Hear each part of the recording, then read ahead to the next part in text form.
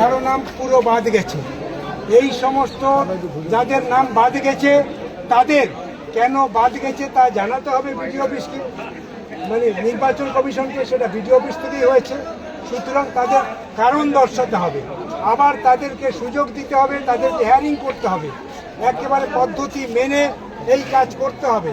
বহু মানুষ বাদ গেছে এই সন্দেশখালী এলাকায়, প্রত্যন্ত এলাকার মানুষ, তারা কারো সবার কাগজ নেই, তবুও তাদের কাগজ দেখা হয়নি, বাদ গেছে।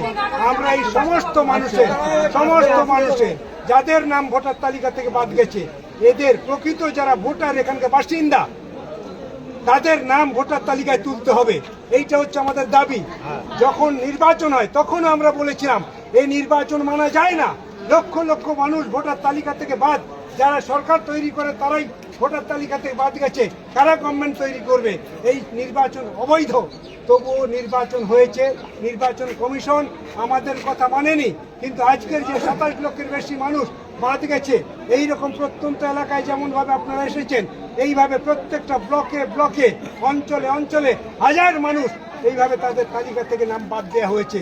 তাই সমস্ত মানুষের দাবি নিয়ে আমরা এখানে এসেছি, সন্দেশখালীর মানুষের দাবি নিয়ে আমরা এসেছি, গয়েরমারি মানুষের দাবি নিয়ে এসেছি, আজকে নেজাটের মানুষের দাবি নিয়ে এসেছি, সরবাড়িয়ার মানুষের দাবি নিয়ে এসেছি, মঠবাড়ি মানুষের দাবি নিয়ে এসেছি, শেহরার মানুষের দাবি নিয়ে এসেছি, নেজাটের মানুষের দাবি নিয়ে এসেছি, কালীনগর মানুষের দাবি নিয়ে এসেছি।